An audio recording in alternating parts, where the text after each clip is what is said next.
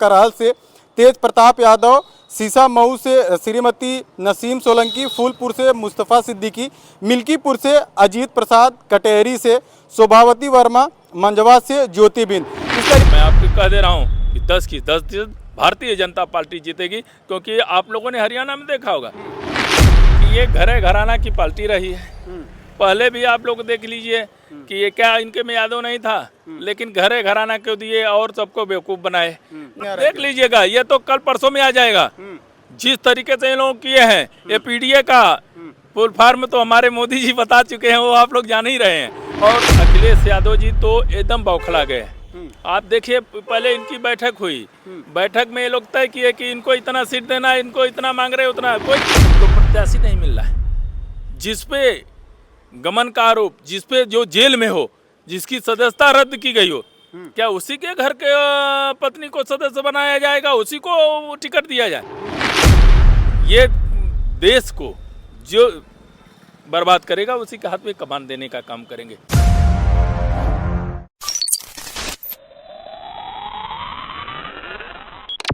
उत्तर प्रदेश में 10 सीट पर उपचुनाव होने हैं, जिसको लेकर चर्चाएं कई दिनों से चल रही थी। हालांकि चुनाव आयोग ने अभी तिथि की घोषणा नहीं की है, लेकिन समाजवादी पार्टी ने इस सीट पर 6 सीटों पर अपने प्रत्याशियों की घोषणा कर दी है। करहल से तेज प्रताप यादव, सीसामऊ से श्रीमती नसीम सोलंकी, फूलपुर से मुस्तफ़ा सिद्दीकी, मिल्कीपुर से अजीत प्रसाद, कटेहरी से शोभावती वर्मा, मंझवा से ज्योति बिंद। इस तरीके से जो है 6 लोगों की घोषणा समाजवादी पार्टी ने कर दी। वही 4 सीटों पर अभी घोषणा करना बाकी है, लेकिन इस पर जो है कई तरह के अनुमान लगाया जा रहा है। अनुमान ये भी लगाया जा रहा है कि जहां समाजवादी पार्टी ने कैंडिडेट उतारे, वहां ये भी हो सकता है कि कांग्रेस भी प्रत्याशी उतारे। तो कहीं ना कहीं ये फूट की जो सूचना है वो भी आ रही है। तो इस पर लेकर के हम इस वक्त आजमगढ़ में मौजूद है। आजमगढ़ में भारतीय जनता पार्टी से जिला उपाध्यक्ष हरिवंश मिश्रा जी से सीधा बात करेंगे, जानने की कोशिश करेंगे कि किस तरीके से भारतीय जनता पार्टी इन सभी सीटों को किस तरीके से देखती है, और जो घोषणा सबसे पहले समाजवादी पार्टी कर दी है, तो भारतीय जनता पार्टी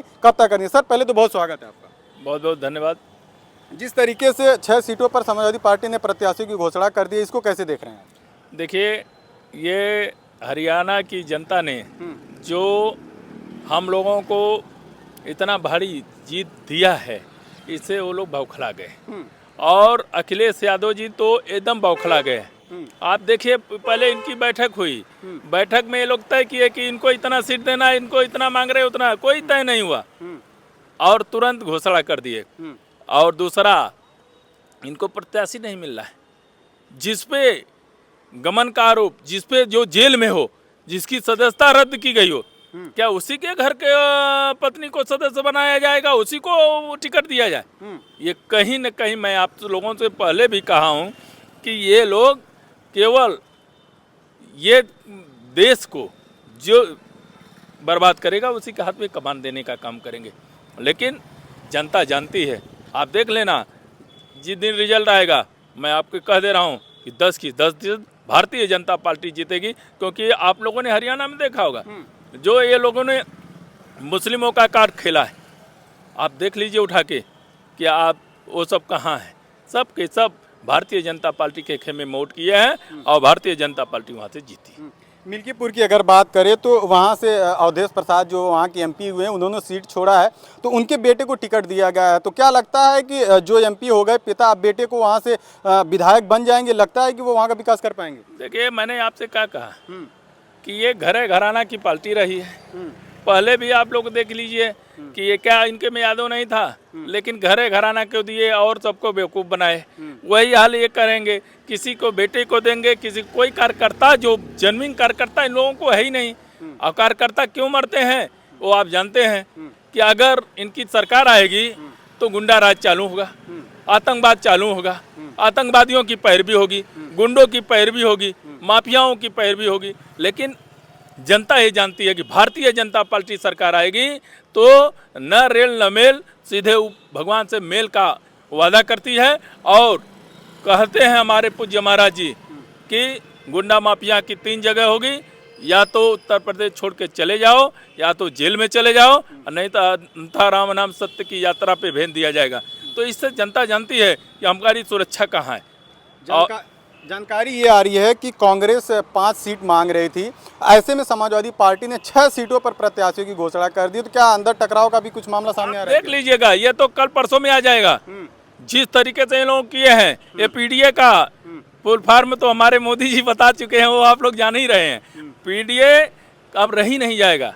ये जो गठबंधन को ठगबंधन करके ये लोग चला रहे थे, सब लोग लड़ेंगे, हम जानते हैं, लेकिन सबकी निगाह केवल भारतीय जनता पार्टी की तरफ है। हमारा जो भी कार्यकर्ता उतरेगा, ये जान लीजिए राष्ट्रवादी होगा, और राष्ट्रवादी कार्यकर्ता वहाँ से उतरेगा और जनता की भलाई के लिए कार्य करेगा। और जनता भी जानती है कि देश में यशस्वी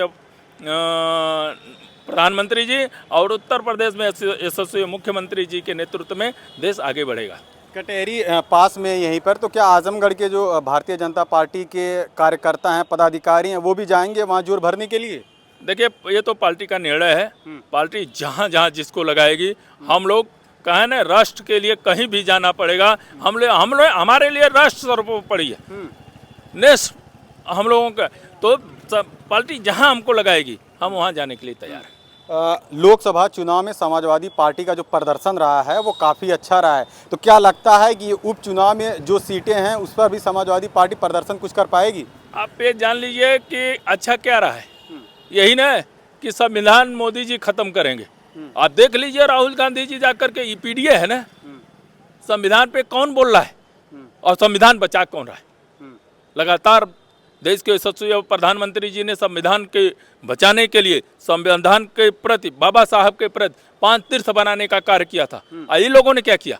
जा करके अपना देश का जा करके विदेशों में क्या कर रहे हैं? आप तो सब कुछ आप देख रहे हैं। तो इसलिए जनता ये जानती है कि अब ये छलावा नहीं चलेगा। जो ये लोग झूठ बोल करके, फरेब बोल करके ये लोग किए हैं, उसी लिए तो ये देख रहे हैं कि गुंडों को दे दीजिए, माफियाओं को दे दीजिए, गुंडई से जीत जाएंगे। ये नहीं चलेगा। जनता शुद्ध रूप से कार्यकर्ता और अपने यहाँ की जो सीधी साधी जनता है, वो अपना प्रत्याशी चुनना जानती है, और सब लोग वहाँ पे भारतीय जनता पार्टी की तरफ देख रहे हैं। जीत को लेकर के कितने आश्वस्त हैं? अगर 10 सीटों की बात करें तो मैंने कहा ना, आप देख लीजिएगा, सारा एसडी रिपोर्ट फेल हुआ ना। कोई ऐसा नहीं है कि हम लोग बैठते थे चाय की दुकान पे, तो इतने उत्साहित लोग बोल रहे थे, जलेबी छानने वाला, गोबर बेचने वाला, ये करने वाला।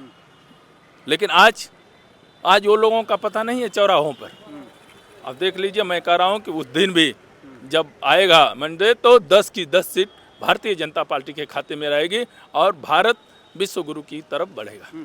अखिलेश यादव दावा करते हैं कि दलित, अल्पसंख्यक सभी लोग समाजवादी पार्टी से जुड़े हुए हैं, तो ऐसे में वो दावा ये भी कर रहे हैं कि सभी सीटें जो हैं हम जीत रहे हैं। आप भी दावा कर रहे हैं, तो क्या लग रहा है कि दलित जो हैं, अल्पसंख्यक है, वो भारतीय जनता पार्टी की तरफ आ रहे हैं? हम आपको बताएं ना कि केवल वो लोग जब भी वादा करते हैं वो खोखला नजर आता है, लेकिन भारतीय जनता पार्टी सबके साथ, सबके विकास, सबके विश्वास के साथ कार्य करती है। इसको सब जानते हैं। चाहे जो भी योजनाएं मोदी जी लाए हों, जो भी योजनाएं पूज्य योगी जी लाए हों, मैं आप बताते हूँ धरातल पे है, कहीं कोई गमन नहीं। मेरे कार्यकर्ताओं पे, मेरे वहाँ नेताओं पे कोई गमन का आरोप नहीं। आप देख लीजिए, उनके लगातार आरोप पे आरोप लग रहे हैं। तो इसलिए मैं कह रहा हूँ कि जनता भी ये कह रही है कि शुद्ध रूप से हमको, स्वतंत्र रूप से हमको कार्य करना चाहिए। आज 12 बजे रात को हमारी बहन बेटियाँ घूम सकती हैं, आज हमारे व्यापारी घूम सकते हैं, कहीं पे कोई गुंडाई नहीं। जो गुंडाई करेगा वो सीधा राम राम सत्य की यात्रा पे भेज दिया जाएगा। तो इसलिए तो जनता जानती है, जनता ये भी जानती है कि हमको सही से रहना, खाना, कपड़ा और मकान, ये तीनों भारतीय जनता पार्टी दे रही है। इसलिए सारे लोग भारतीय जनता पार्टी की तरफ मूड बना चुके हैं। जीत को लेकर के पूरी तरीके से आश्वस्त? जी जी जी, एकदम। चलिए, बहुत शुक्रिया बात करने के लिए। धन्यवाद। बिल्कुल इस तरीके से भारतीय जनता पार्टी के आजमगढ़ से जिला उपाध्यक्ष हरिवंश मिश्रा जी थे। बातचीत हुई, बातचीत में इन्होंने साफ तौर पर कहा है कि जिस 10 सीटों पर उपचुनाव हो रहा है उस पर भारतीय जनता पार्टी 10 सीटों पर जीतने वाली। हालांकि ये दावा समाजवादी पार्टी की तरफ से भी किया जा रहा है, टकराव की भी खबरें आ रही। खैर, इस बातचीत के बारे में आप क्या सोचते हैं, हमें कमेंट करके जरूर बताइएगा। जिस तरीके से 10 सीट पर उपचुनाव होने वाले हैं, आपको क्या लगता है कौन वहाँ से विजयी होने वाला है? अभी भारतीय जनता पार्टी ने अपने प्रत्याशियों की घोषणा नहीं की है, लेकिन समाजवादी पार्टी ने 6 सीटों पर घोषणा कर दी है। खैर, इस बातचीत के बारे में आप क्या सोचते हैं, हमें कमेंट करके जरूर बताइएगा। बहुत बहुत धन्यवाद।